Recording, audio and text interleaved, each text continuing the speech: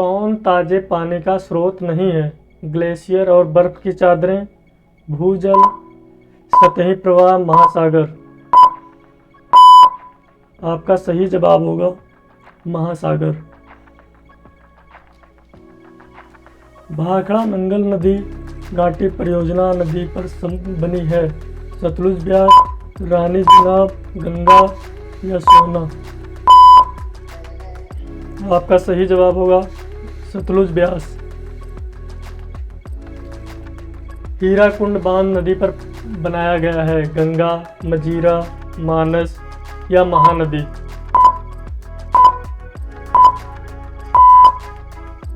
आपका सही जवाब होगा महानदी। राजस्थान में वर्षा जल को पीने के लिए संग्रहित करने के लिए देखे जाने वाले भूगर्भ टैंक कहलाते हैं।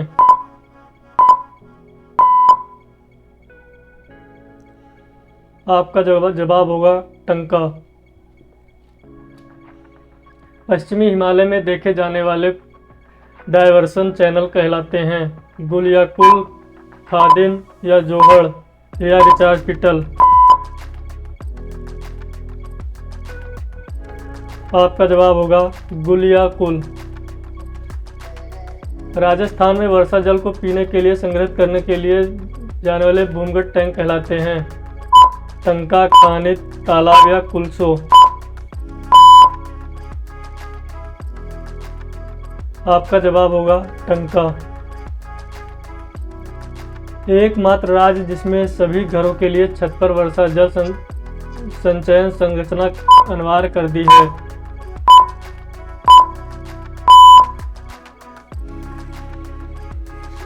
आपका जवाब है तमिलनाडु।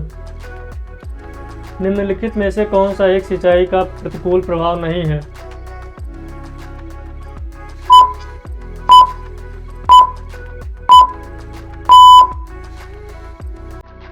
आपका सही जवाब है फसल उपज में वृद्धि। निम्नलिखित में से कौन रोपण फसलें हैं?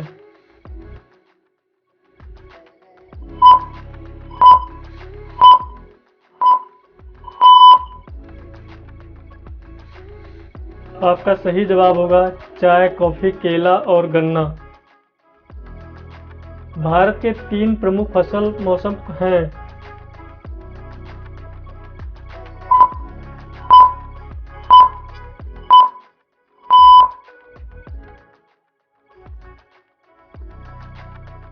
आपका सही जवाब होगा रबी, खरीफ और जायद। खरीफ फसल उगाई जाती है।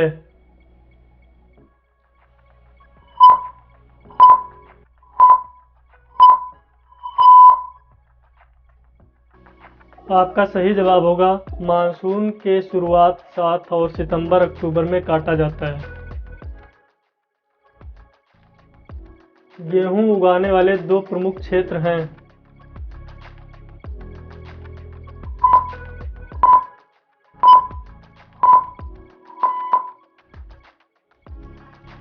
आपका सही जवाब होगा गंगा सतलज मैदान और दक्कन जाल।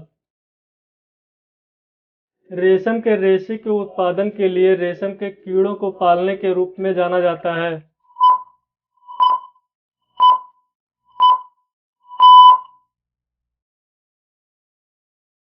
आपका सही जवाब है रेशम उत्पादन।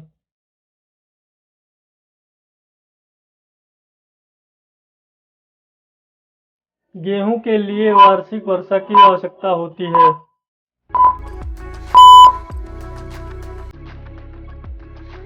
50 और 75 सेंटीमीटर। निम्नलिखित दालों में से एक जो मिट्टी की उर्वरता को बहाल करने की मदद में नहीं आती है।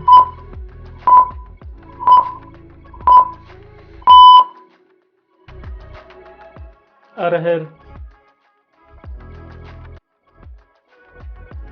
केरल में मोनाजाइट रेत समृद्ध है।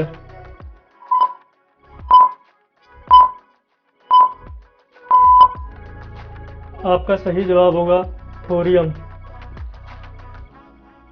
राज्य की जोड़ी जिसमें अधिकांश पेट्रोलियम भंडार है।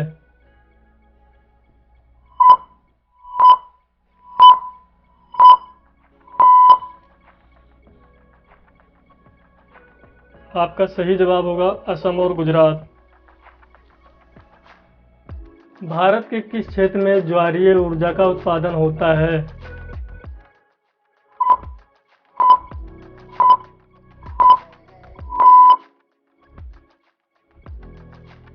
कच्छ की खाड़ी।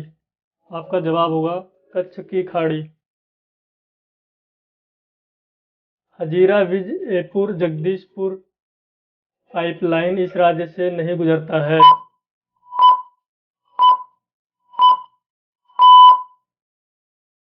आपका जवाब होगा महाराष्ट्र।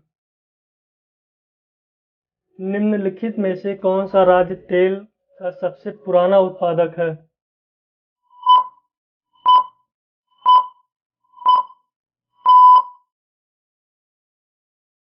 असम। आपका जवाब है असम। निम्नलिखित में से कौन एक अधातु खनिज है? अखिल भारतीय 2012।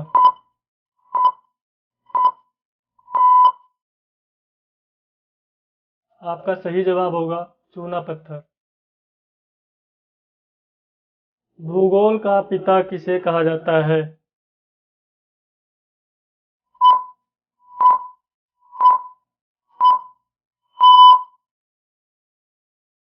आपका सही जवाब होगा इरेटोस्थनीज। सर्वप्रथम द्वैतवाद की नींव किस विद्वान ने डाली?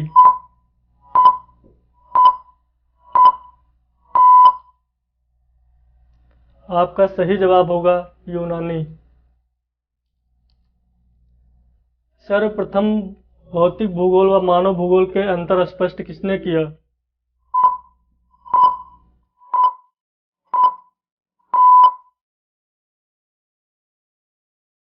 आपका सही जवाब होगा वरेनियस। द्वैतवाद का वास्तविक विकास कब प्रारंभ हुआ था?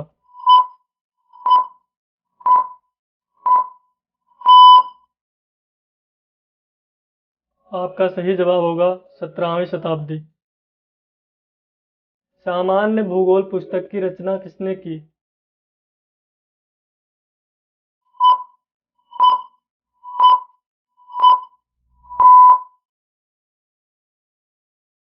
आपका सही जवाब होगा वरेनियस।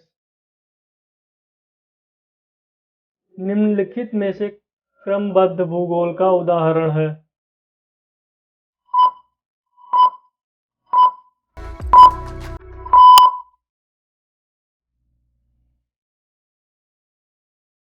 ये तीनों ऑप्शन सही है। आर्थिक भूगोल में कृषि फसलों का अध्ययन, खनिज का अध्ययन और ऊर्जा के संसाधन का अध्ययन, ये सभी तीनों मतलब क्रमबद्ध भूगोल का उदाहरण है।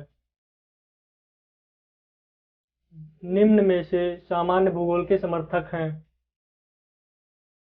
इरिस्टोस्थनीज, हेम्बोल्ट या एक व दो दोनों या रीडर।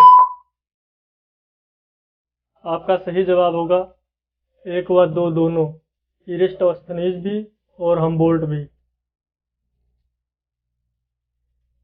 विश्व के किसी बड़े भाग को भौगोलिक क्षेत्र में विभाजित करके अध्ययन करना कहलाता है?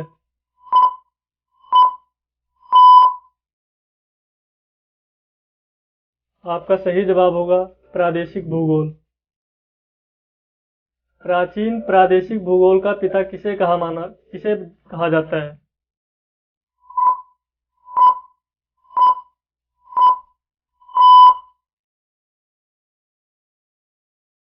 हिकैटियस को।